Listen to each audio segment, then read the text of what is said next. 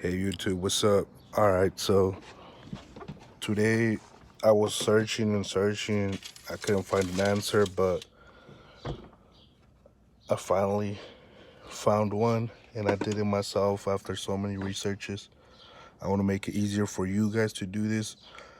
So my car, it's a 2003 Honda Civic LX, and it was having issues when I would try to turn it on. I would only hear a buzzing noise, and I thought it was a starter. A lot of people told me it was a starter, so I switched out the starter. It wasn't the starter. So after my research, I came to a conclusion that it was the ignition switch, which looks like this. And it's all worn out. So what I did is I went to AutoZone.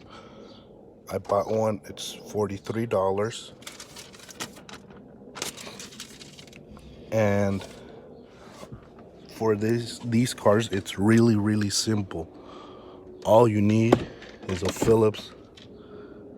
That's all you need.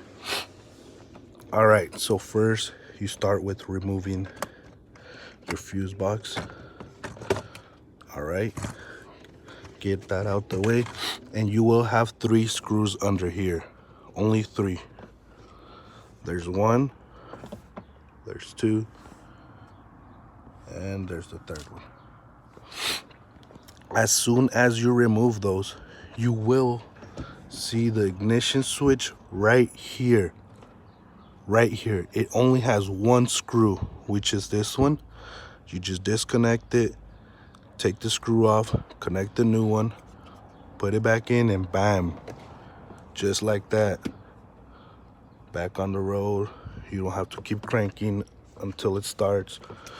They can tell you it's the fuel pump, your starter, your battery, but you will notice a green flashing light on your dash, and